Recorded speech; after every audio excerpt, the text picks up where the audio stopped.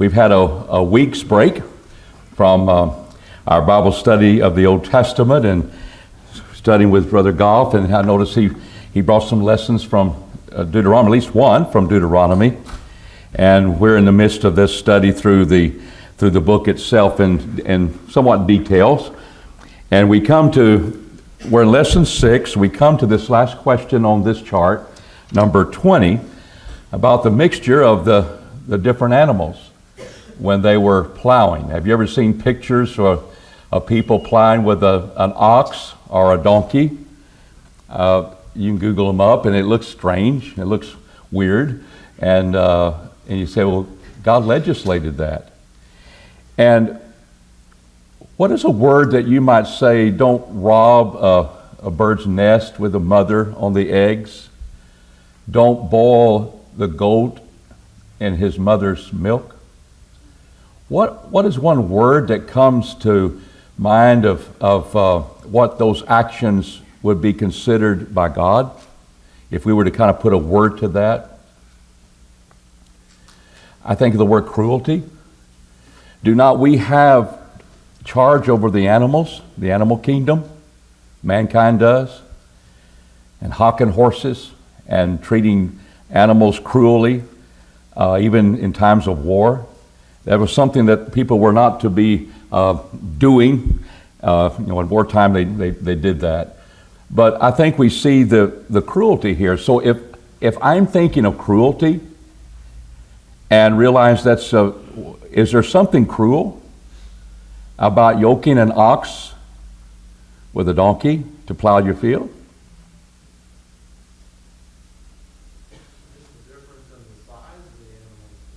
And the strength?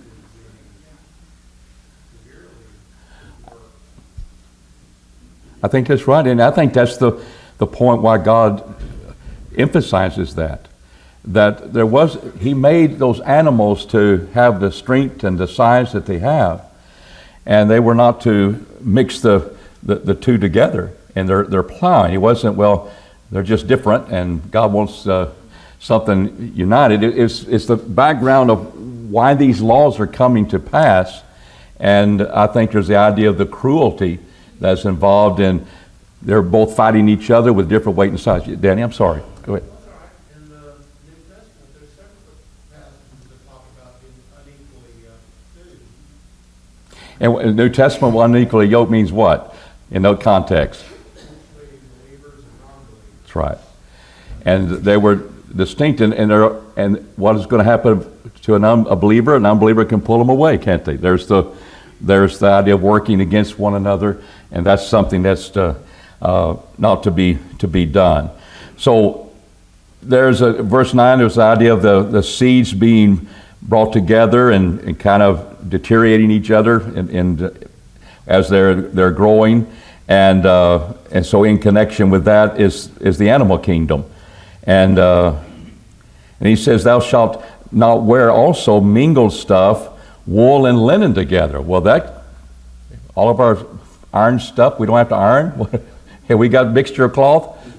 Ooh, maybe that's something wrong with God. But authorities say this is probably dealing with the threads that make. I mean, you got linen and wool. There's a heavier, lighter weight. And I realize that if you put those together, there might be being torn apart. But the threads. Authorities say the threads were different, lighter, heavier, and they would not make the garment strong enough as it should, so they were not to mix those two together as well. So these were specific laws dealing with their clothing, dealing with the animal kingdom, dealing with the planting of their fields that had some basis for that. God just not make that up. But I think the things that would tear away from one another, compete with one another, and especially in the eyes of what he says about animals, there's a cruelty there with a mother and her child, whether it's a bird or a goat. Yes, David? I think along with what Danny is saying at this point, I would like to also say that could it be possible, Jerry, that the unequally yoked also was about like how God saw about not buzzing the ox? That was something, although that was wrong in the Old Testament, that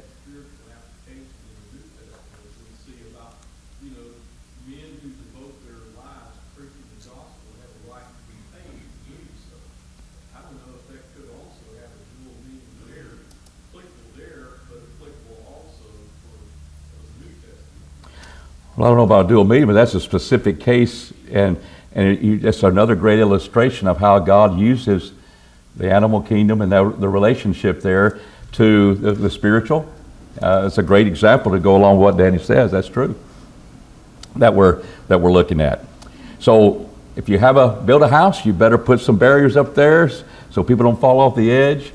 And just one law right after another as we're dealing with the planting of seed, the working of the animals, the idea of the wearing the linens or wools together and so forth, and the mingled stuff, in my Bible says, and a lot of times with the emphasis upon how they were threaded together. It was different. Linen thread and woolen thread, the things of that sort that they were looking at. Well, verse 12, verse 12 and then question number 21. How was the law concerning the garment's border viewed in Jesus' day? So let's first of all establish in our minds this text. And then we'll see how it was applied in the days of Jesus. Why in the Old Testament did they have these fringes, and of course on the borders were the fringes, they were tassels. Was there a meaning that God wanted them to have when they had it? And a lot of times there, when we talk about the borders, sometimes I thought, well, everything's a constant border. But there were primarily 4 borders, because the skirt was pleated together and it would form a crease there, and they would have, it's the front and the back and the 2 sides. So at least we're dealing with 4 borders that they would have the tassels or the fringes. Was there a reason for God giving that, Danny?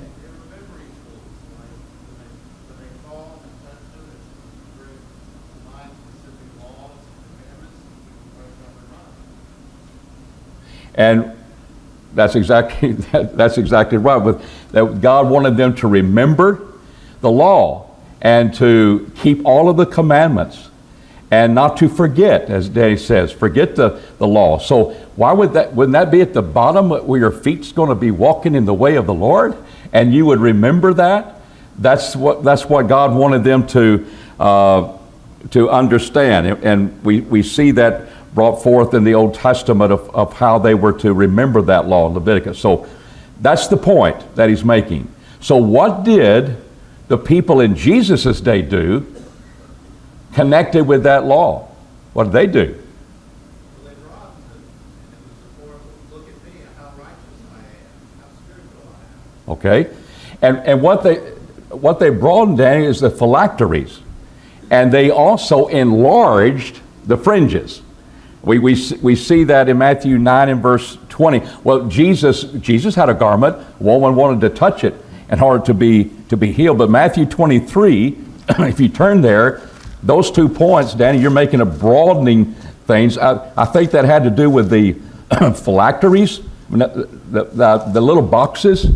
And again, that was a memory tool where they would have important scripture in those things. And remember, they were to have written upon their hands, upon the forehead. They would have a box on their forehead, sometimes on their arm, and they would have the fringes there on the bottom.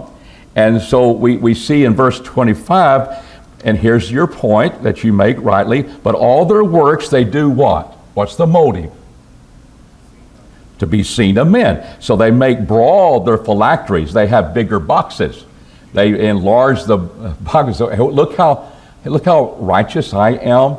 I'm really thinking about scriptures all the time. Look how large they are. And enlarge the borders of their garments. Enlarge the tassels, the fringes. And we have tassels, but I am holier than you are because my tassel is bigger. And you think that's silly, but that's what they were doing. And are not we motivated by sight? And we put an emphasis. Why do we like Texas? It's big. It's bigger than your state. We talk about it all the time. Doesn't mean it's better. It's just bigger. I can travel all over the state and never get out of the state. You go up there north, you're going through countries all the time. And well, we love Texas. But we say, well, we wouldn't do that, but we pay attention to how we look. People are attracted to things that are pleasing to their sight, and they like people better than other people because of their sight and their appearance and so forth. We're not immune to that, but that's how they were applying the religious part into their lives, because therefore, I want to, when I pray, I want to be heard by men in the streets and so forth. David. I think we as Americans fall prey to thinking always without honesty, except when we think a figure automatically means better. So if your life is bigger than mine, then that means you're more spiritual than I am. Yeah. It's one up, spiritual is one up. And it's like, doing something on the outside sure does not reflect what's in the heart. And it- Doing something spiritual is one up and just like that. That's right. All right. Thoughts about it? So this goes into Jesus' day that we're looking at. What folly and evil was deserving of death under the law of Moses? In the next few verses 13 through 21, we see what this evil was. And what was folly and evil? When we get to verse 21, here's a damsel, a lady, that is stoned to death because she did what? She wrought folly in Israel to play the harlot in her father's house, put away the what? Evil from the midst of thee. What was folly and what was evil that this woman did in this text? She played the what? How do you play the harlot? How do you act like a harlot? She wasn't pure in her sexual relationships. And that's what this is dealing with, and it deals with a family. It deals with a damsel who, as she marries a man, she's a virgin, so she claims. But here's what the man does. He starts charging her that she wasn't a virgin when he married her. He begins to hate her and despise her. He wants to do away with her. Well, when you deal with sexual impurity, what was the law? And it's happening here. If she truly wasn't a virgin, what was to happen to her? Put away the evil. How do we put away the evil under the Old Testament? This is folly. She played the harlot. What's the consequence? She died. She's stoned to death. And so it was a serious charge that was laid to her. But he begins to hate her. He brings forth this evil to her. And in verse 19, and it says, and the elders of that city shall take the man and chastise him if he's telling a lie. Now here's an interesting thing, because all the time, well, if you were a false witness, you were going to have to suffer the consequences of the other. Well, here's an example. He just has to pay some money. It's kind of interesting. They shall fine him 100 shekels of silver, and give them unto the father of the damsel, because he brought up an evil name upon a virgin. It wasn't true. But why keep him alive? Why in this context? See, it doesn't all fit real neatly sometimes. We got to think differently in the context. What was this man going to do according to the law? Could not be divorced. All the days of his life, because as long as he lives, you got her. And after all, you lied about her. And I've often wondered, would she remind him that all the days of his life? New Testament, we don't keep a record of evil. I think God may be taking care of that out of the new covenant. But the point is that was the law given. And here's the 100 shekels. We're going to see someone who's going to be fined 50 shekels in a few moments. Half of that. But here was bringing a name and a charge to the name of this virgin, and that that reflected upon the house of her father as well, that she truly wasn't a virgin when they married. And they would present, for her defense, they would have evidence. You see here tokens of virginity wrought through this text. And the word, when he speaks about the garment that would be brought, you think, well, that's her garment, or it simply means the cloth. Sometimes, in fact, it's used when they put a cloth over their eyes with Noah's drunkenness.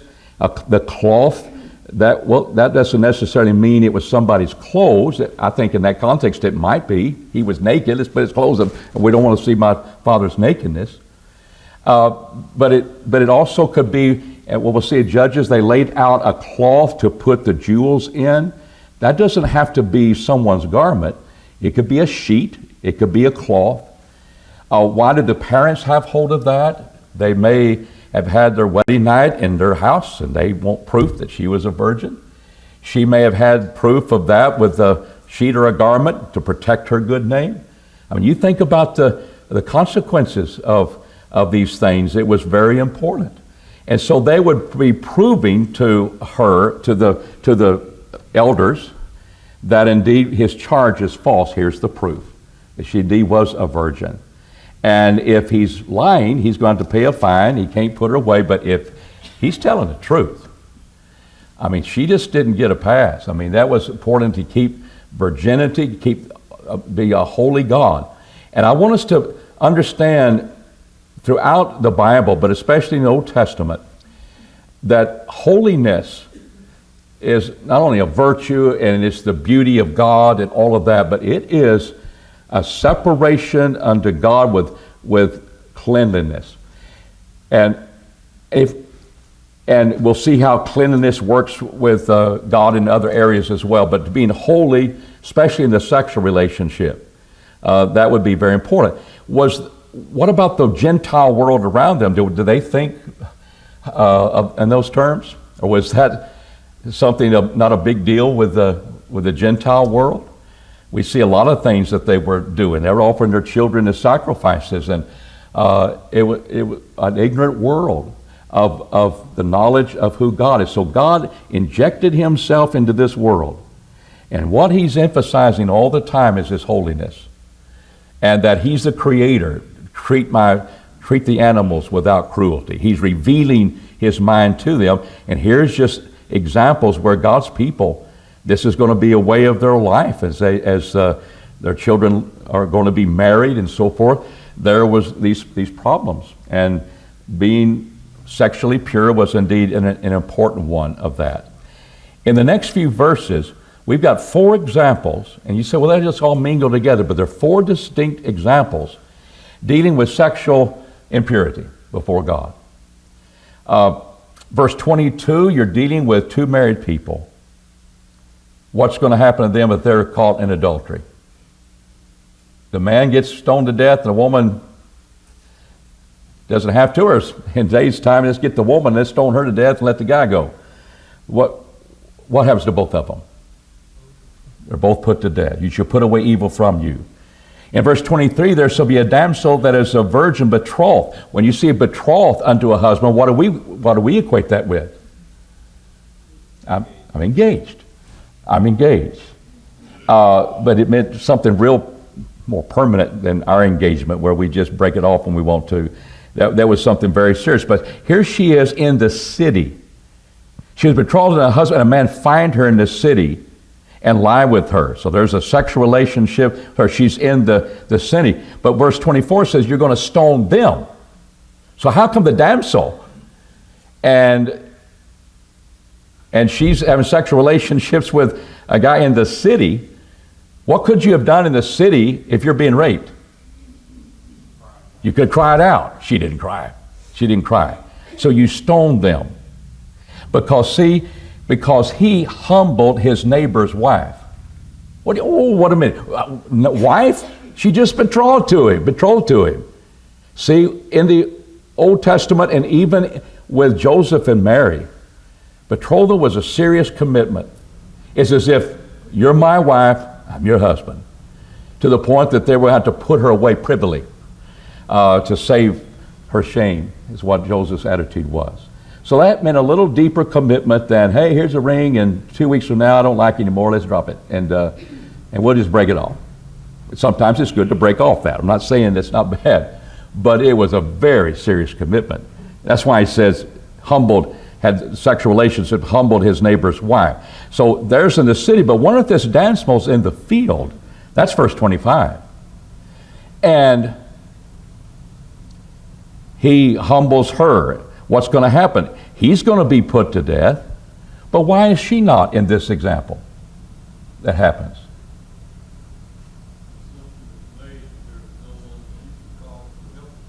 No one to save her, and so we assume that she cried out. I don't know, who was going to. He's going to say, no, she didn't. If he wants to get even with her, but it's as if she'd been raped, and there was nobody to save her, and so she would be free.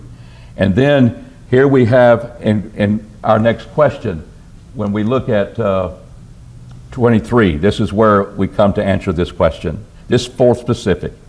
If a man find a damsel that is a virgin, and she's not what? Now they're distinct things. She's not engaged, she's not betrothed, and he lay hold on her, lie with her, and they be found, then what's going to happen here? The man that lay with her shall give unto her damsel's father 50 shekels of silver, half of what the earlier guy had to pay the father for imputing their good name.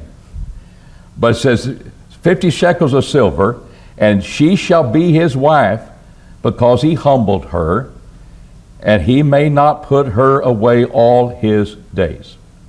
So there again is the connection. You're going to have her, you can't put her away, and we're going to see, especially chapter 24, there we're putting away for various reasons, and not just for fornication, just if a fellow found something some uncleanness in her, and we're going to talk about what that word means.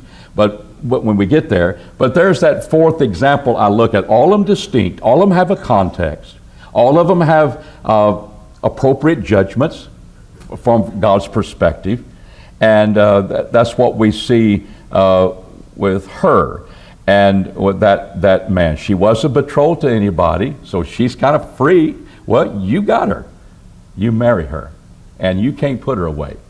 There's nothing like no fault divorce that wasn't in place. It's just no divorce. You can't do that, David.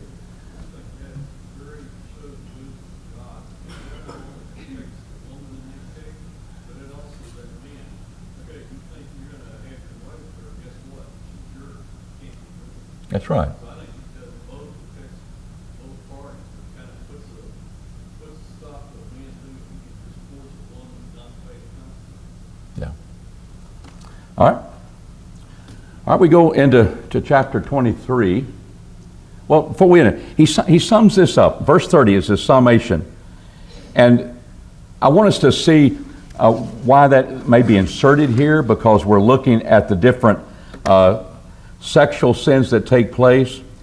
You'll see that we have in Leviticus 18, we'll see the idea of a man shall not take his father's wife and shall not uncover his father's skirt. What does it mean to uncover your father's skirt?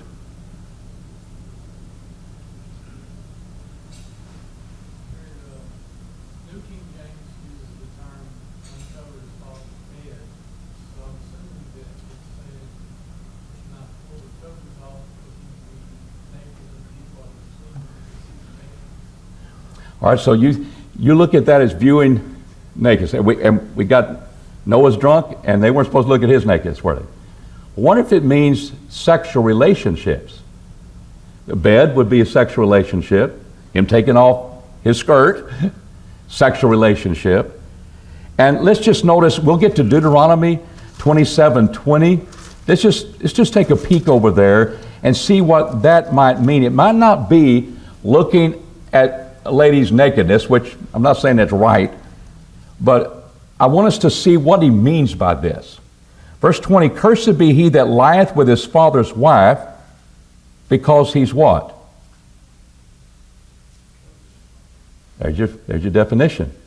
It wasn't peeping Tom, it was lying Tom. And he lied with her. What does that mean? The sexual relationships is being talked about. Go maybe to Leviticus, the 18th chapter, and we'll notice in verse 8, we'll see maybe another helpful idea. And of course, it may complicate things a little bit, but we got to unpack this one too. He says, the nakedness of thy father's wife shall not be covered. It is thy father's nakedness. Well, I'm looking at her nakedness. If I'm just looking, it's his nakedness. See, that's his wife, or you're looking at your stepmother. He's married another, she may be your stepmother. And that was happening too. But it was the sexual relationship. Now, it's wrong to look upon nakedness, but sometimes the father's skirt is really the sexual relationships with the woman he's married to.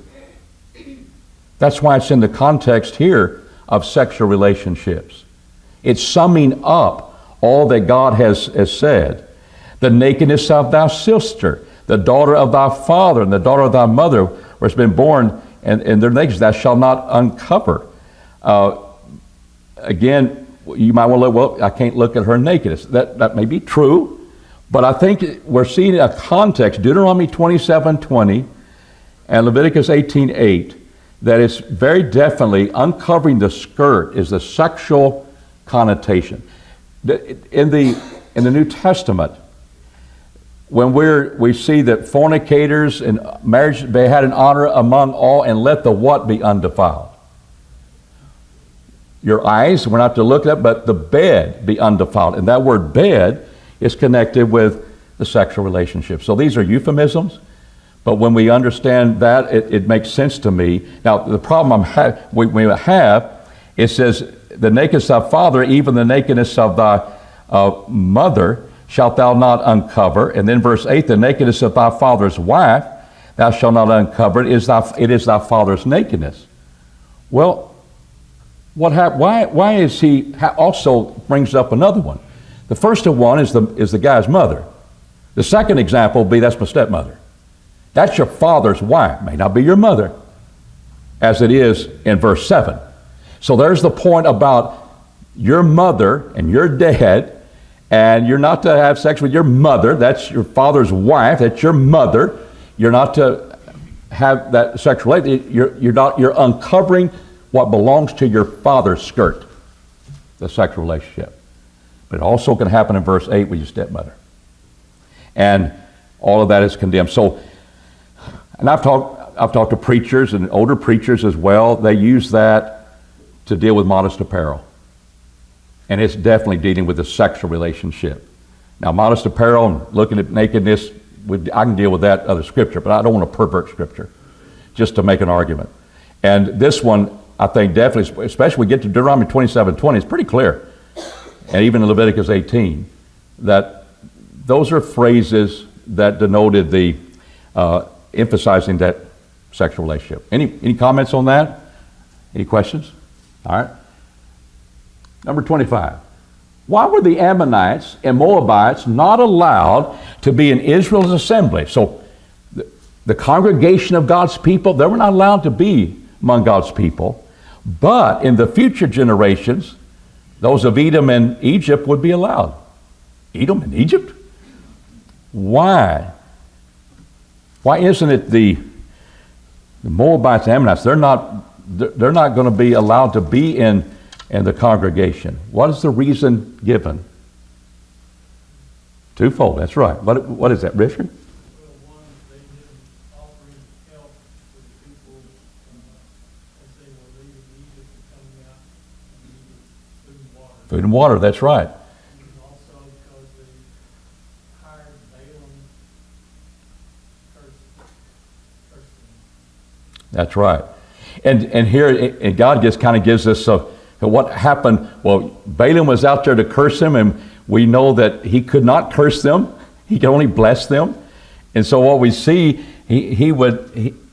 Jehovah, God turned the curse into what?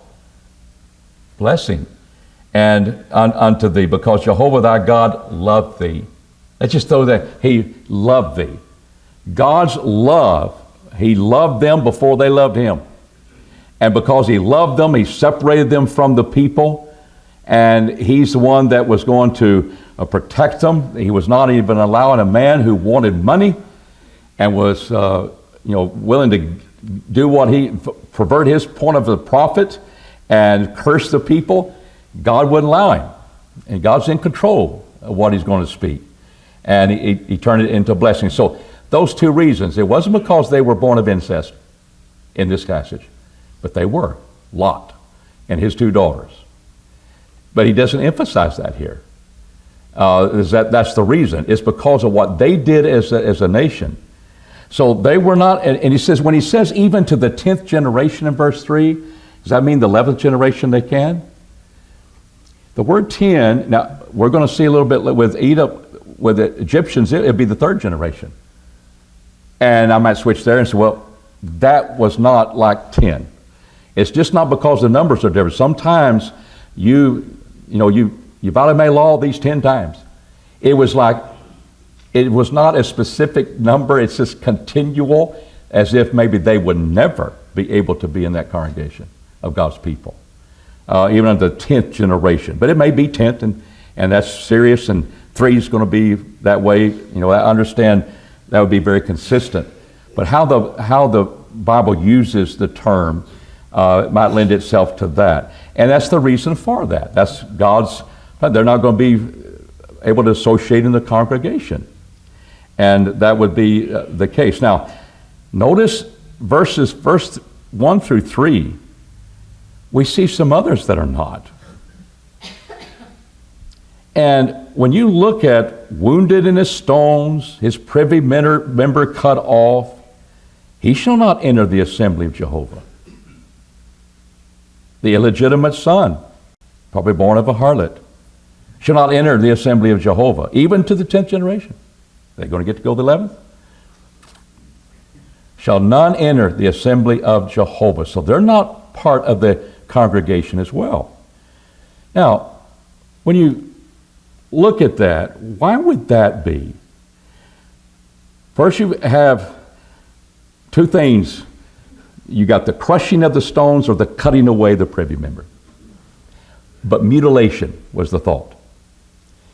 And when you look at when God called his people in Exodus 19, he said, you are a holy nation of priests. You're a nation of priests. And priests had to be holy, didn't they? You could not have a curved spine. You could not be blind. You could not be a dwarf. He said, that's just being mean. They couldn't help it.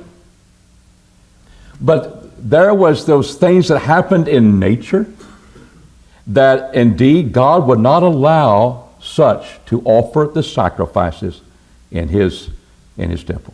That's God. That because they were to be separated in the sense that there would be no mutilation, no things that were that we think about, well, they can't help it, but they were not allowed to be priests at all. That's something that could not happen. But they were to be holy. Thank you. And I think we say, well, that's just being cruel. You don't like cruel with animals, but that's the way God wanted it for the priesthood. Now, we are the priesthood of God too. We're all priests. If we have a curved spine, can we be a Christian? I hope so. We're blind, can we be a Christian? There's not that. See, they were a physical people. They were a physical nation. They had laws governing physical things, what I plant, what I wear. Sexual relationships, yes, we still have those things. But God didn't bring that over as far as his people. We are Israel today. We are holy people.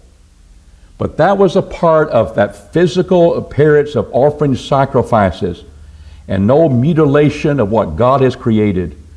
No divergence of those things. was going to be allowed in the priesthood. And therefore that came into the being in these specific cases with the people in the congregation as well. And so maybe that puts some context to what we're looking at. But Edom and Egypt, when we look at that in verse 7 and 8, thou shalt not abhor the Edomites. Why? He's your brother. You're related. And thou shalt, and because thou wast a sojourner in his land, that's Egypt. And they were there. And the children of the third generation that are born unto them shall enter into the assembly of Jehovah. I think that was that 3-year timetable. Then they would be allowed to do that. Any questions on that question? All right, look at 26. Why did God give specific instructions for cleanliness in the army's camp? Every soldier had a paddle. What was that paddle for? Ping pong? What? Hygiene. I'm going to get some cats in my backyard. I don't think they do a good enough job. But they try. They got their paddle working, don't they? And covering up, when they go to the bathroom, they were to cover that up. Why? Because God's holy. And this is the filth of the camp. We thought, well, it's all hygiene purposes. Yeah, I think that's probably true. But his point is there's the filth to keep that uncovered because he's holy. Verse 14, thy God walketh in the midst of thy camp to deliver thee and give up thine enemies before thee. Therefore thy camp shall be holy, and that he may not see any unclean thing in thee and turn away from thee. Soldiers, you better not allow that, because we may lose this battle, because God is fighting that. What if a servant, see if we, and then we'll have to stop. How oppressed servant, how were they treated? And why would I use oppressed? Why do I put that in there?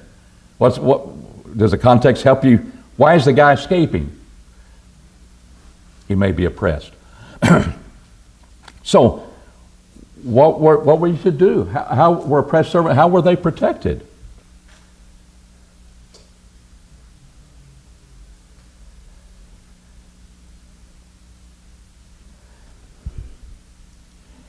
He shall dwell with thee in the midst of thee, in the place which I will choose. You slaves go over here. We'll keep you in California. If you're Japanese, we'll have a place for you here. He chooses. He chooses. And that has led some authorities to say these were men, slaves, leaving masters that were of another nation. And therefore they had be able to choose any city they wanted to live in, and you were to protect them. So these were heathen nations, some have said that, and that choose within thy gates where it pleaseth him best. Thou shalt not oppress him, because you've been in Egypt, you know what a sojourner means, and you be very hospitable to them. And to the point, they get to choose where they want to live. And you were not to oppress them. And they escape their masters. Well, if I find an ox that belongs to my master, I'm supposed to bring it back to him. Yeah. But a slave, maybe the circumstances where he was oppressed, and maybe the fact that he can pick any town because he wasn't from any town. He's a foreigner. And he's come, escaping someone who had kept them in slavery, and that's happened in Egypt. And they would always remember that. We'll have to stop there. And we'll pick up question 28 about money. And Lord willing, we'll talk about that next time. We'll get into lesson 7. Thank you.